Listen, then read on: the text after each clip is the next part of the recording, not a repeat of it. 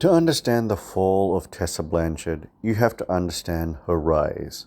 Tessa Blanchard wasn't just any wrestler. She was wrestling royalty.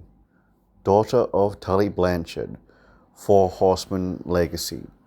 The business was in her blood.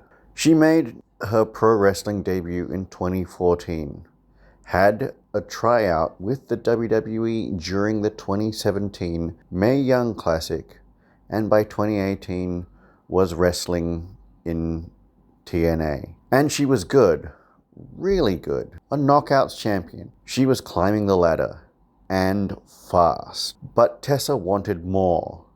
Not just the women's division, not just the knockouts title. She wanted what no woman had ever held, the TNA World Championship. TNA Wrestling's main championship, held by legendary names such as AJ Styles, Samoa Joe, Sting, Kurt Angle, Bully Ray, and more names that would go on to change wrestling entirely. Scott D'Amore and Don Callis, TNA's EVPs at the time, took the gamble, and on January 12, 2020, at Hard to Kill, it was Blanchard versus Callahan for the TNA World Championship. Blanchard and Callahan had worked together before in a feud at Slammiversary 2019, and it was a brutal match filled with violence and lots of weapons. Sami Callahan didn't hold back. He treated Blanchard like any other opponent, and then the moment happened. 1, 2, 3. Tessa Blanchard had become the first woman ever to hold the TNA World Championship. This was a breakthrough moment for women's wrestling. A glass ceiling shattered. Tessa Blanchard was on top of the wrestling world for 48 hours. Then everything changed, because while Tessa was celebrating her historic win, wrestlers were talking, and what they had to say would destroy her entire world. Some said it was just jealousy.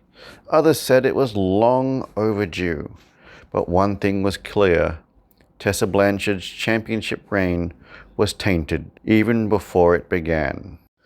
But the controversy was just beginning, because what happened next would end her career for 5 years. TNA Wrestling had a problem. Their new world champion was in the middle of a massive controversy, but she was also their biggest story. Historic, groundbreaking. What were they to do?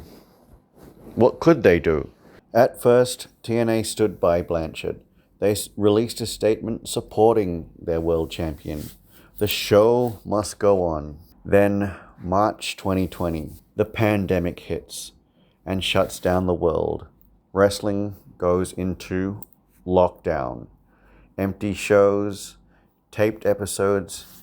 TNA needed their champion to send in footage, to appear at tapings, but Tessa Blanchard refused. TNA had no choice but to strip her of the World Championship and fire her. From March 2020 to December 2024, Blanchard could only get work in the US independent scene and in Mexico with CMLL. So why did TNA bring Tessa Blanchard back? Simply, TNA needed buzz. They needed controversy.